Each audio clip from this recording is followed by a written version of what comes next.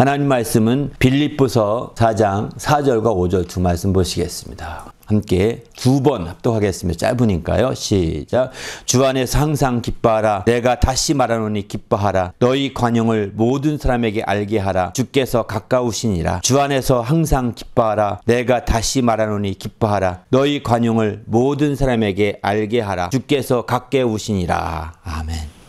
오늘은 너희 관용을 알게 하라, 이런 제목의 말씀으로 나누고자 합니다. 빌립보서 강의 35번째 시간인데요. 연말까지 그동안에 못했던 말씀 다 나눠서 빌립보서 강의를 더 완성하고자 합니다. 우리 그리스도인은 주님의 날이 가까워졌음을 깊이 알아야 합니다. 주님의 날에 민감한 자들입니다. 왜냐하면 주님이 우리의 머리가 되시고 우리는 그의 몸의 지체이기 때문에 그분의 날에 민감할 수밖에 없습니다. 주님의 날에 민감하지 않은 사람은 머리와 관계가 없다라고 해도 과언이 아닌 거죠. 머리와 관계가 있는 사람이면 주님의 날에 대해서 깊은 관계가 맺고 깊이 생각할 수밖에 없는 거예요. 그날이 가까워졌다는 것, 이건 주님과 더 가까워졌다는 것을 의미하는 거거든요. 우리의 머리신 주님과 더 가까워졌고 함께하고 있다는 걸 나타내고 있는 거거든요. 그렇기 때문에 주님의 날이 가깝다는 것은 우리에겐 참으로 행복하고 기쁘고 즐겁고 정말 우리는 참으로 무엇보다도 만족하시는 그런 날입니다. 하지만 주님의 날이 가깝다는 말을 반대로 쓴다면 무슨 말씀일까요? 마지막 날이라는 뜻이거든요. 마지막 때가 가까웠다는 뜻입니다. 세상은 바로 마지막 때가 가까워진 것입니다.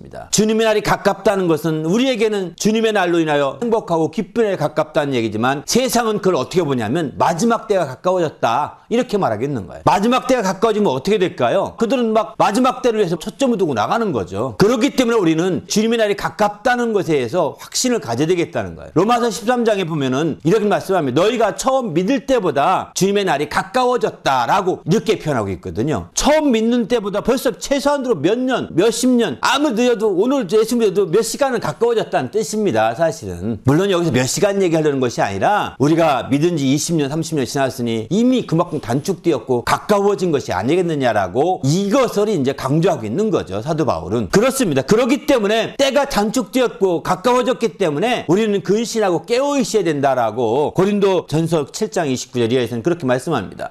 우리는 그런 측면에서는 우리가 적극적으로 주의 날을 바라보고 소망해야 합니다. 반면에 세상은 마지막이 가까워졌기 때문에 그들은 정신없습니다. 왜? 남은 날을 즐기려고 몸부림치는 거죠. 여러분 알다시피 해가 떨어지기 전에 열심히 일하는 사람들 보죠. 왜? 해가 떨어지면 일할 수 없기 때문에 해가 떨어지기 전에 막 열심히 일하거든요. 막 정신없이 일하거든요. 정신없이 그때 몰두해 가는 거죠. 마지막 때가 되면 될수록. 그러다 보니까 기뻐할 수가 없어요. 기쁨이라는 건 쉴 때 기쁨이 있고 휴식하고 적당히 일할 때 기쁨이 있고 만족이 있는데 마지막 얼마 안 되니까 조금 이따 쉴 텐데 하고 막 열심히 하는 겁니다. 이렇게 하듯이 마지막에 가까운 사람들은요, 남은 것을 즐기고 남은 것을 최대한으로 하려고 거기에 신경 쓰고 초점을 두다 보니까 사실은 이렇게 기뻐할 만한 여유가 없게 됩니다. 디모데후서 3장 1절 2절에 보면 이런 말씀합니다. 말세에 고통하는 때가 오게 되는데, 말세라는 것은 마지막 때를 말합니다. 마지막 때에 고난의 때가 온답니다. 바로 대환란의 때죠. 지금도 그런 고난 중에 하나일 것입니다. 마지막 때 온역이 전염병을 온역이라고 표현도 하는데 이렇게 온역이 저 횡행할 것도 말씀하고 있거든요. 이런 대환란 고통의 때가 오는데 이때 사람들은 뭐냐? 사람들이 자기를 사랑하며 돈을 사랑하며 자랑하며 교만하며 비방하며 부모를 거역하며 감사하지 아니하며 거룩하지 아니하다, 이런 말을 합니다. 그렇습니다. 그러니 그들이 기뻐할 수 있겠어요? 자기만 사랑하니까 기쁨에 한계가 있는 거죠. 자기만 사랑하니까. 남을 사랑해야 기쁨이 더 큰데 자기만 사랑하니까 기쁨이 적은 거예요. 또 돈을 사랑하는데 돈이 없어진 순간에 기쁨이 다 없어지고 말거든요. 그러나 돈은 알다시피 있다가 없어지고, 돈은 돌다라는 뜻에서 왔다고 그러지 않습니까? 돈은 도는 겁니다. 항상 자기에게 붙어있지 않습니다. 그렇기 때문에 기쁨이 다 돌아다닌다는 거죠. 그게 그의 소유가 될 수 없는 겁니다. 하지만 우리 그리스도인들은 그렇지 않습니다. 우리 그리스도인들은 오늘 본문의 말씀처럼 주 안에 항상 기뻐하라. 또 다시 말하노니 기뻐하라. 오늘 본문의 4절에 그렇게 말씀하죠. 왜? 맨 5절 끝부분에 가면 주께서 가까우시니라 이렇게 말씀합니다. 주께서 가까우시기 때문에 기뻐해야 된다는 것입니다. 진짜 기뻐할 뿐만 아니라 기뻐할 수 있는 조건들이고 상황이 되는 거예요. 그거 자체가. 그런데 세상은 마지막 때가 가까우니까 기뻐할 기뻐하지 못하죠. 더 자기를 챙기고 더 세상에 그나마 즐길 수 있는 돈을 챙기고 그러다가 자기만 챙기다 보니까 부모도까지 거역합니다. 감사치도 않습니다. 이러니 기쁨은 더 없어지고 더 쪼그라드는 겁니다. 그러나 성경은 항상 기뻐하라고 말씀하지 않습니까? 기뻐할 수 없는데 항상 기뻐하라 하겠습니까? 주님 안에서 얻는 기쁨은 항상 기뻐할 수 있는 것입니다. 주님 안에서 누리는 기쁨은 어떤 조건이나 환경이 돼서 기뻐하는 것이 아닙니다. 항상 할 수 있는 그런 기쁨이라는 거예요. 그렇기 때문에 우리가 마지막 주의 날을 소망하는 것이죠. 그날에는 항상 기뻐할 수 있고 어떤 조건과 환경과 상황과 상관없이 항상 기뻐할 수 있는 기쁨을 누릴 수 있기 때문에 그날을 사모하는 겁니다. 근데 그날이 가깝다고 하지 않습니까? 그러기에 우리는 주님 안에서 주님의 날을 참으로 사모하여 그 기쁨과 행복을 누리는 주의 성도가 되시기를 예수님의 이름으로 축원합니다. 할렐루야. 반면에 마지막 때 세상 사람들은 그렇지 않습니다. 디모데후서 3장 3절에서 5절에 보게 되면 마지막 때는 또 이런 특징도 있다고 합니다. 무정하며 원통함을 풀지 아니하며 모함하며 절제하지 못하며 사나우며 선한 것을 좋아하지 아니하며 배반하며 조급하며 자만하여 쾌락을 사랑하기를 하나님 사랑하는 것보다 더하여 경건의 모양은 있으나 경건의 능력을 부인하고 있다는 것입니다. 너희는 이런 자에게서 속히 돌아서라고 디모데후서 3장 5절에 그렇게 말씀하고 있습니다. 그들과 아주 결별해 버리라는 것입니다.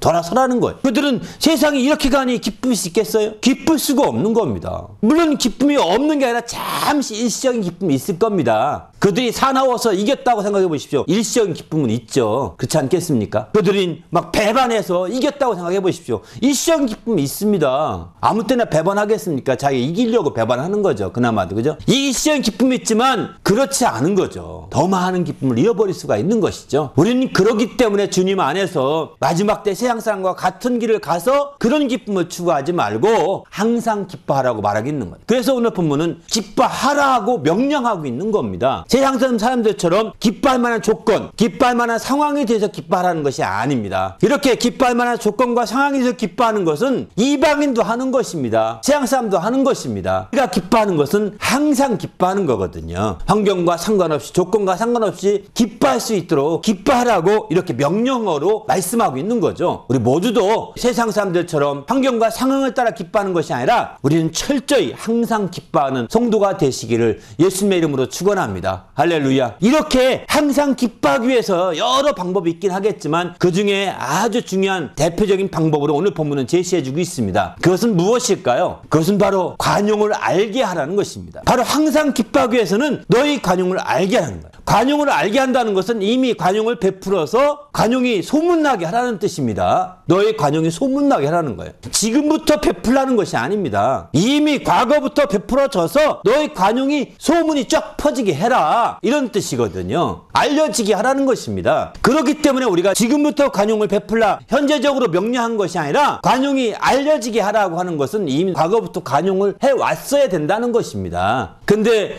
우리가 그렇지 못하고 우리가 사니까 사실 그게 문제가 되는 거죠. 그거부터 우리가 회개할 제목이겠죠. 그러나 우리가 철저하게 관용을 통해서 베풀 때 알다시피 받는 것보다 주는 자가 더 복이 있다고 하지 않습니까? 받는 자보다는 주는 자가 복이 있다는 것입니다. 받는 것보다는 주는 자가 훨씬 더 기쁨이 있는 겁니다. 그 기쁨을 누릴 수 있을 때 진정한 항상 기뻐할 수가 있는 거죠. 우리 모두도 받는 자보다 주는 자가 되어서 주님의 행복을 느끼는 성도가 되시기를 예수님의 이름으로 축원합니다. 사도 바울은 사도행전 20장 35절에서 받는 자보다 주는 자가 좋다고 하신 주 예수의 말씀을 기억해야 할지니라 라고 이렇게 부탁하고 있습니다. 받는 것보다 주는 것이 훨씬, 근데 그 주는 것 중에서 관용을 베풀어 주는 거죠. 그렇게 될 때 관용이 알려지게 되는 거죠. 아, 저 사람 참 관용한 사람이야 라고 알게 되는 것이죠. 그렇기 때문에 우리는 주님 안에서 이렇게 관용을 베풀음을 말미암아서 더 큰 우리에게 기쁨을 회복하고 주님의 행복을 회복하는 그런 성도가 되시기를 예수님의 이름으로 축원합니다. 우리가 그렇지 못하고 세상 사람들처럼 배반하고 원수를 삼고 이렇게 하면서 나갈 때는 기쁨이 그만큼 단절될 수밖에 없는 것이죠. 영화 가운데 보게 되면 복수하는 영화가 많잖아요. 그죠? 복수하는 영화가 얼마나 많은지 모릅니다. 이런 영화 보면 복수하고자 하는 주인공이 얼마나 원수 갖고자 얼마나 몸부림치는지 모릅니다. 무술을 닦죠. 더구나 중국 영화 같은 거 더 그렇지 않습니까? 그때 그들이 기뻐서 하는 게 아닙니다. 이를 아주 악물구사내가 막 하거든요. 기쁨을 하는 게 아닙니다. 원수 갚는 게 바로 그런 거예요. 그렇게 해서 마침내 그들을 복수하지만 결국 복수하는 뒤에 그 다음에 승리에 잠시 기쁨이 있을 뿐이고 그 다음에 또 복수를 당하게 되죠. 상대방이 또 복수를 당하지 않습니까? 그러면서 항상 쫓겨넘으면 또 됩니다. 기쁠까요? 아닙니다. 행복할까요? 아닙니다. 그래서 성경은 관용을 알게 하라고 말하는 거예요. 기뻐하기 위해서. 우리가 주님의 기쁨을 항상 누리기 위해서 관용을 알게 하라는 거예요. 그래서 원수 갚는 것은 심지어는 우리 주님이 이렇게 말하죠. 원수 갚는 건 내게 있으니 내게 맡기라고 그러지 않습니까? 주님께 맡기라는 거예요. 그리고 그가 줄이거든 정말 위해서 먹이고 또 그를 위해서 기도하라, 축복하라는 것입니다. 그러면 그 머리 위에 숯불을 쌓아둔 것과 같다라고 심지어 이와 같이 표현도 합니다. 그만큼 우리가 기뻐하게 하시려고 주님은 원수 갚는 건 내게 맡기고 복수는 내게 맡기고 너는 기뻐하기만 하라고 권고하고 있는 것이죠. 우리 모두도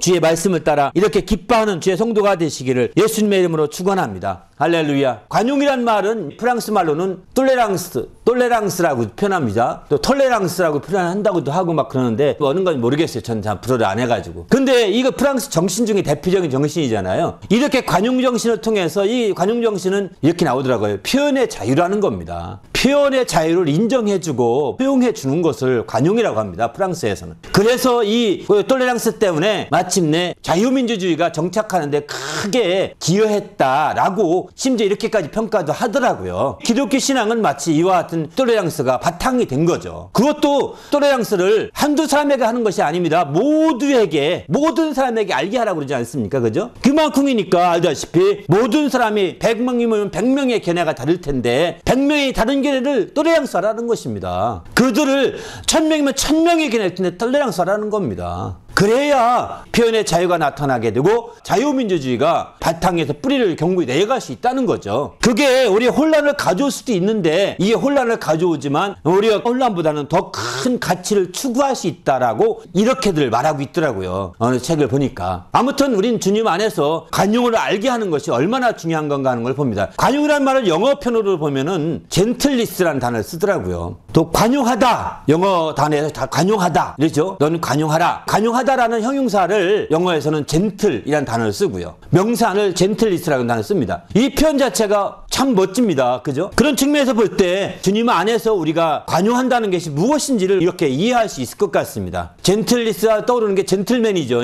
신사적이죠. 우리가 신사의 도를 발휘하는 것도 이와 같은 관용의 한 방식인 것 같습니다. 톨레랑스를 영국에서는 신사도라는 말을 쓰죠. 신사도. 그죠? 신사도가 있어야 된다. 이런 말을 쓰지 않습니까? 사실은 같은 맥락의 얘기인 것 같습니다. 문화가 다르잖아요. 그죠? 다른데도 불구하고 같은 비슷한 이유를 쓰고 있는 거죠. 이것 자체가 이 세상 자유민주주의 문화에도 크게 영향을 끼쳤고 이것은 다 기독교 문화권에서 시작된 것입니다. 기독교 문화권에서 이렇게 모든 사람에게 관용을 알게 하라고 하신 이런 말씀을 바탕으로 해서 시작된 것이기 때문에 참 놀라운 것이죠. 이제 우리 모두가 주님 안에서 관용하라, 관용을 알게 하라는 말씀이 우리의 삶의 실천이 되어서 이렇게 한 단계 더 발전된 귀한 삶이 되시기를 예수님의 이름으로 축원합니다. 할렐루야. 그러면 이 관용을 실천했던 대표적인 모범이 어디가 있을까요? 성경은 이렇게 말합니다. 예수 그리스도의 관용을 배우라고 말씀하고 있습니다. 예수 그리스도의 관용에 대해서 언급하고 있죠. 고린도 후서 10장 1절에 보면 예수 그리스도의 온유와 관용으로 하고 이렇게 표현하거든요. 나 바울은 예수 그리스도의 온유와 관용으로 너희를 권하고 이렇게 표현합니다. 예수 그리스도의 관용이란 말을 쓰거든요. 예수 그리스도의 관용은 예수 그리스도의 온유를 바탕으로 해서 이루어지는 것을 말하고 있습니다. 예수 그리스도의 온유는 무엇일까요? 자기를 비우는 것을 성경은 온유라고 표현하고 있습니다. 자기를 낮추는 것은 겸손이라고 표현하고 있고요. 자기를 비우는 것입니다. 자기 생각이나 자기 주장이나 자기 확고한 철학이나 이런 것들을 함께 내려놔야 상대방까지 다 포용할 수 있고 관용을 베풀 수 있지 않겠습니까? 그러나 자기 생각이 굳어있고 자기 선이 굳어있게 되면 상대방을 포용하기 어렵게 되는 거죠. 그래서 이런 생각을 내려놓으라, 비우는 것입니다. 낮추는 게 아니라 비우는 것이 온유인데 그런 온유함을 통해서 관용을 베풀어 간다라고 이렇게 말해요. 예수님은 바로 그런 분이셨죠. 그분 그분은 하나님의 아들이시고 하나님과 동등됨을 취할 수 있는 그런 분이십니다. 빌립보 2장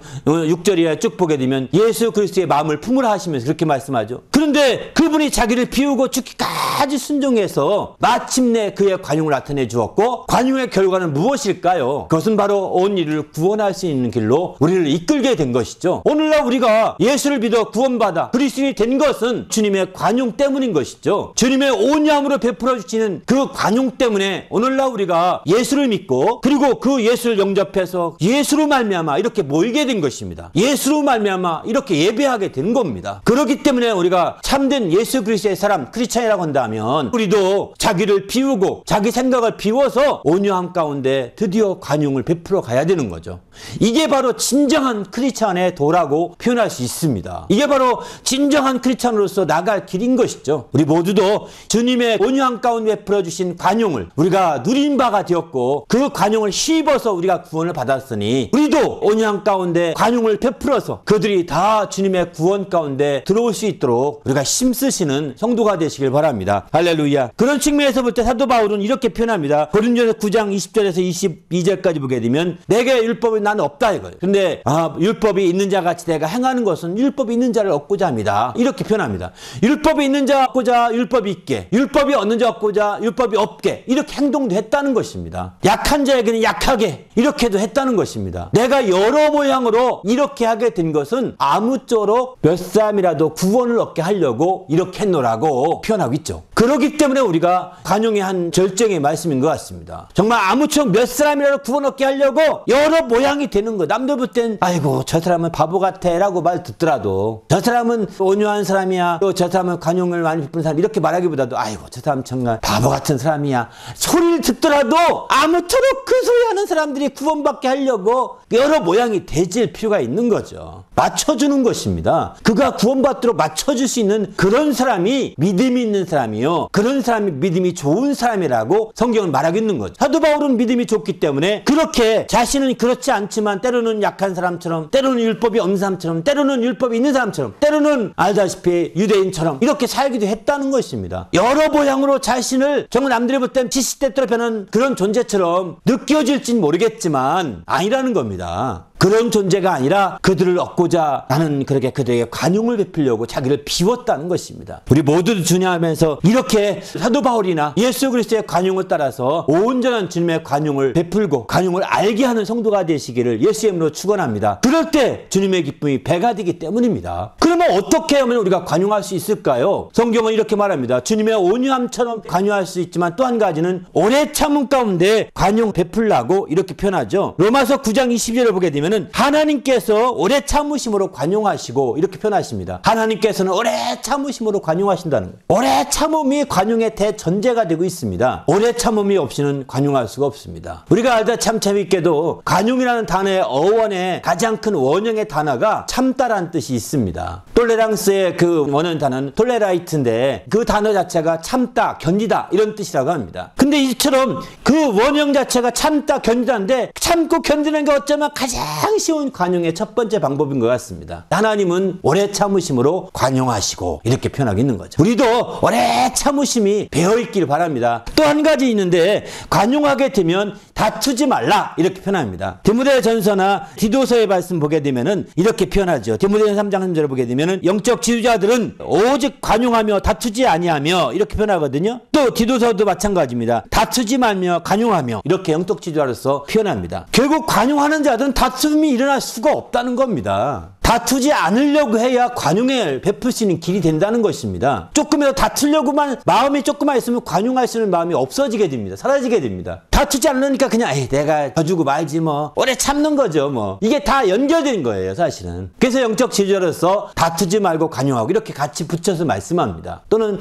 관용하며 다투지 말고 이렇게 말하고요. 아무튼 주님 안에서 하나님이 오래 참으심으로 관용한 것처럼 우리도 오래 참으시고 관용하는 방법이고요. 또 마침내 관용한다면 다투지 않으려고 하시는 것도 관용하는 방법 중에 하나인 것 같습니다. 우리 모두도 이렇게 관용하셔서 하나님을 기쁘시게 하는 그런 성도가 있길 바랍니다. 그런데요, 어떤 사람이 다투지 않으려고 하면서 지금 안 다투어 참는 것처럼 보이고 안 다투는 것처럼 보이잖아요. 그냥 두고 보자, 이런 사람이 있습니다. 사실 이런 사람이 더 무서운 사람들이죠. 두고 보자는 겁니다. 이런 마음으로 하는 것은 관용의 마인드가 아닙니다. 관용하는 자세가 아니고 관용의 특성이 아닙니다. 관용의 특성에는 두 가지가 있다고 합니다. 먼저는 화평케 하고 또 선해야 된다고 합니다. 야고 3장 17절 보게 되면은 위로부터 난 지혜는 성결하고 화평하고 다음에 화평하고 관용하며 양순하며 이렇게 표현하거든요. 화평하고 관용해야 되는 거죠. 그러니까 화평이 있어서 관용이 있어야지 두고 보자 원수 아픔 그런 마음을 품으면서 관용을 베푸는 것은 관용이 아니라는 거예요. 관용의 특성에 어울리지 않는 거죠. 베드로전서에 보면 2장 18절 보게 되면은 이제 우리가 주인에게 순종하되 선하고 관용하는 자뿐만 아니라 까다로운 자에게도 순종해라 이렇게 표현하거든요. 근데 선하고 관용한 자라고 표현하잖아요. 관용한 자는 선함이 뒤따라야 되는 것이죠. 관용에는 선함이라는 특성이 있다는 것입니다. 관용에는 화평함이라는 특성이 있는 겁니다. 그래서 마음속에 꽁하는 마음에서 관용을 베푸는 것은 언젠가 폭발하게 돼 있습니다. 마음속에 꽁하는 마음에서 이렇게 움직여 관용하고 너그럽게 행하게 되는 것 자체가 다 언젠가는 터져나올 수밖에 없는 그런 상황이 되고 많은 거죠. 그러기에 우리는 관용하되 우리가 이렇게 꽁하지 마시고 확실하게 뒤끝 없게 관용하시길 바랍니다. 할렐루야. 그렇게 될 때 선하게 또 화평하게 관용할 수 있는 관용의 특성을 따라 관용을 베풀 수가 있는 자가 되는 것이죠. 우리 모두도 이렇게 관용하여 하나님을 기쁘시게 하는 그런 성도가 되시기를 예수님의 이름으로 축원합니다. 할렐루야. 우리가 떠오르는 무슨 우리말은 너그럽다 이런 단어죠. 너그러운 것이 얼마나 중요한지 설교할 기회가 없을 것 같아서 같이 비슷한 단어인데 주보 맨 뒷면에 이렇게 실어놨습니다. 주의 뒷면에. 설교할 때 못 참고되는 말씀을 앞으로 써놓으려고 주보 코너스톤을 그렇게 생각을 하고 있거든요. 왜? 짧은 시간에 다 얘기할 수 없거든요. 관련된 말씀들을. 그냥 한번 설교하면서 꼭 그 말씀 함께 참고하면 좋을 것 같습니다. 어쨌든 관용하는 것이 얼마나 중요한지를 잘 보여주고 있는 거죠. 근데 그 관용의 한계는 어디까지일까요? 관용의 한계는 끝이 없습니다. 오늘 본문에 보게 되면 모든 사람에게 관용을 알게 하라고 그러지 않습니까? 그죠? 한두 사람에게, 너희 이웃에게, 너희 민족에게, 너희 동족에게 관용을 알게 하라. 이거 아닙니다. 우리는 성경적인 신앙을 가져야 합니다. 그런 차원에서 볼 때 우리가 관용을 모든 사람에게 알게 하는 거예요. 특별히 우리 그리스도에게는 우리의 우상숭배자들이나 이방인들이나 특별히 기독교 안에서 떨어져 나갔던 이단들이나 사이비들을 보면서 우리는 막 눈 돌리며 이런 사람들 꽤 많습니다. 성경은 그런 사람에게라도 관용을 알게 하라는 것입니다. 모든 사람에 그런 사람도 포함됩니다. 살아있는 사람이라고 한다면 죽은 자는 끝이지만 살아있는 사람이라고 한다면 모든 사람에게 우상숭배 할아버지에게도 우리는 관용을 알게 하라는 겁니다. 여기서 관용을 알게 하라고 어떻게 할까요? 나도 그럼 그들처럼 우상숭배자가 되라는 걸까요? 그럴 수는 없지만 그들을 비판하고 욕하고 그들을 정죄하고 참소하고 이러기보다는 그들을 불쌍히 여기고 긍휼히 여기고 그들을 품어주고 그들을 사랑할 수 있는 그런 믿음의 아량을 발휘하라는 거죠. 우리가 우상숭배하고 이단같이 되고 이렇게 하라는 것이 아니라 그들을 불쌍히 여기고 그들을 긍휼히 여기고 그들을 사랑하면서 그들이 안타까운 가운데 구원받기를 소망하며 아량을 베푸는 것을 그렇게 말하는 거죠. 그들은 이미 성경에 정죄된 바가 됐기 때문에 우리가 정죄 안 해도 그들은 지옥 갑니다. 우리가 참소 안 해도 그들은 저주 받습니다. 우리가 그들에 대해서 막 비난하고 욕하지 않아도 그들은 욕을 바가지로 먹을 뿐만 아니라 형벌을 바가지로 받을 것입니다. 왜 우리가 쓸데없이 엉뚱한 데 힘낭비하고 있습니까? 우리는 할 수 있으면 그들 중에 한 명이라도 그들 중에 한 명이라도 주님 앞에 나올 수 있도록 긍휼을 베풀고 불쌍히 여기고 또 안타까이 여겨서 사랑하며 그들을 아량에 푸는 거죠. 이것을 관용이라고 표현하는 거지 우리가 불신자같이 되거나 우리가 우상숭배자같이 되거나 우리가 이단자같이 되거나 이렇게 되는 것이 아니라는 거죠. 내 중심은 지키되 그래 관용을 베푸는 거죠. 알게 하는 겁니다. 주님은 심지어 자기를 향해서 칼로 찌는 자들까지도 저희의 죄를 저에게 돌리지 마옵소서라고 하지 않습니까? 스데반도 정말 자기를 죽이는 자, 돌로 던지는 자들 저들의 죄를 저들은 알지 못했더니 저들의 죄를 저들에게 돌리지 마옵소서라고 하지 않습니까? 바로 이게 관용이에요. 사실은 너 나쁜 놈 두고 보겠어 이렇게 하지 않았습니다. 우리도 이제 주님 안에서 두고 봐봤자 볼 것도 없겠지만 아무튼 우리 주님 안에서 철저히 믿음의 이와 같은 아량을 발휘하여 관용을 베푸시는 성도가 되시길 바랍니다. 할렐루야. 하지만 우리가 그들과 똑같이 우상숭배자나 이방인이나 또 불신자가 되라는 것은 아닙니다. 그러나 우리는 분명히 중심을 지키되 이렇게 믿음의 아량으로 그들이 정말 구원받기를 소망하는 마음에서 기도해주고 긍휼히 여겨주고 불쌍히 여겨주고 또 그들을 돌아보고 이렇게 하는 거죠. 이게 바로 관용의 방식이라고 성경은 말씀하고 있습니다. 그렇기 때문에 모든 사람에게 관용을 알게 할 수 있는 거죠. 그래서 모든 사람에게 이렇게 관용을 알게 하는 성도가 되시기를 예수님의 이름으로 축복합니다. 할렐루야. 그러면 왜 이렇게 해야 되느냐? 주님의 날이 가깝기 때문이라는 것입니다. 주님이 멀지 않았습니다. 그날이 가까워졌기 때문에 더욱더 그렇게 할 필요가 있다라고 성경은 말씀하고 있습니다. 왜냐하면 주님 우리가 거지 하나 포용하지 못해서 거지를 막 욕했는데 내가 헐벗었을 때 너는 날 돌보지 않았다. 주님이 말씀하시면 어떻게 하겠어요? 네가 작은 자에게 한 것이 내게 한 건 내가 작은 자라고 무시했는데 그 작은 자에게 한 게 나게 한 거다. 너 내가 작은 자로 있을 때 넌 나를 돌보지 않았다. 라고 하면 뭐라 하겠어요? 우리는 그러기 때문에 우리의 선입관이나 우리의 생각 주장 때문에 무시하거나 멸시하는 자가 없어야 된다는 거죠. 내 생각을 앞세우지 말고 주의 말씀대로 작은 자는 작은 자대로 무슨 형편이 있을 거야. 내가 한 푼 도와주지 못할 망 욕하거나 저놈을 다 잡아다가 감옥에 집어쳐내야 돼. 이런 말을 함부로 하면 안 됩니다. 아무튼 우리는 주님 안에서 어떤 형편과 사정 때문에 그렇게 하는 것들을 우리가 포용해주고 관용함으로 말미암아 여러분의 관용을 알게 하시기를 바랍니다. 할렐루야. 그래서 주님 안에서 참으로 하나님을 기쁘시게 하고 영화롭게 하는 그런 성도가 될 때 이게 바로 주님 안에서 큰 기쁨 누리는 길이요 행복해지는 지름길이 아니겠습니까? 더구나 주님의 날 행복의 날이 가까워진 만큼 더욱더 이렇게 해서 주님을 기쁘시게 하며 주님의 행복을 누리는 성도가 되시기를 예수님의 이름으로 축원합니다. 할렐루야. 함께 기도할 때 하나님 내가 철저히 예수님의 행복으로 행복해질 수 있도록 인도해달라고 오늘 말씀을 생각하면서 이렇게 관용함으로 더 기뻐하고 더 행복한 삶을 살 수 있도록 인도해달라고 간절히 기도하겠습니다.